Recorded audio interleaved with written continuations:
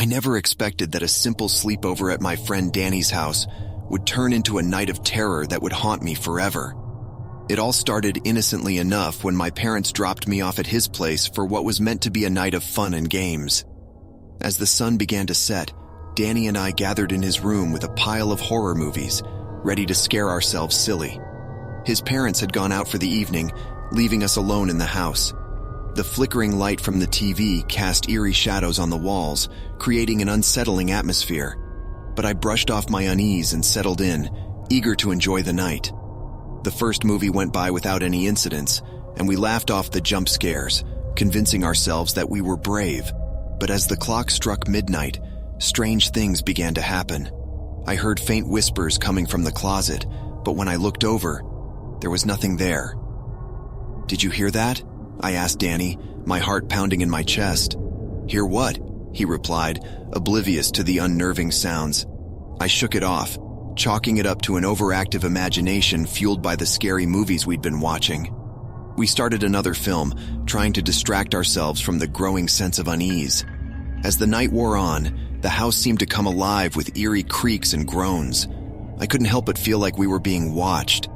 When we decided to take a break from the movies and have some snacks, I thought I saw a fleeting shadow out of the corner of my eye. My nerves were on edge, and I couldn't shake the feeling that something was terribly wrong. "Danny, are you sure your house isn't haunted or something?" I blurted out, half jokingly. He chuckled. "Nah, it's an old house, so it makes weird noises sometimes. You're just spooked because of the movies." But deep down, I knew there was something more to it. I had an inexplicable feeling that we were not alone. We went back to watching movies, but the unease in the room only intensified.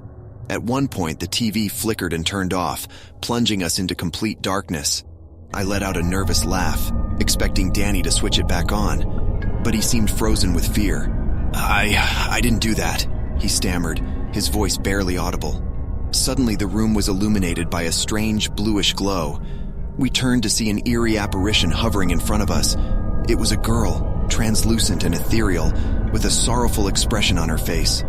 My heart raced as I realized we were witnessing a ghost. "Who are you?" I managed to whisper, my voice shaking with fear. The ghostly figure seemed to waver, as if struggling to communicate.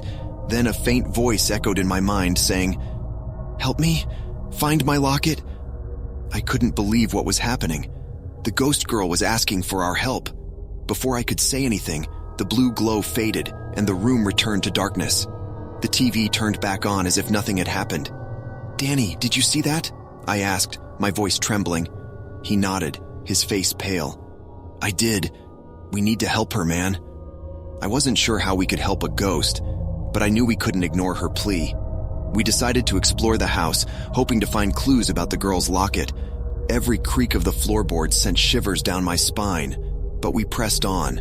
In the attic, we stumbled upon an old chest filled with dusty belongings. Among them, we found a small ornate locket. As I held it in my hand, I felt a strange surge of energy, as if the locket had a story to tell. We rushed back to Danny's room, and as I handed the locket to the ghostly girl, the room filled with a warm light. The girl's ethereal form started to fade away, but before she vanished completely, she gave us a faint smile of gratitude.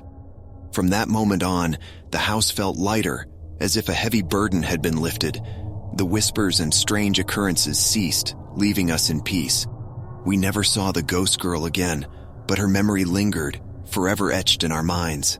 As the first rays of sunlight peeked through the curtains, I realized that the haunted sleepover was an experience I would never forget. It taught me that sometimes the scariest things are not the fictional monsters from horror movies, but the unexpected encounters with the unknown.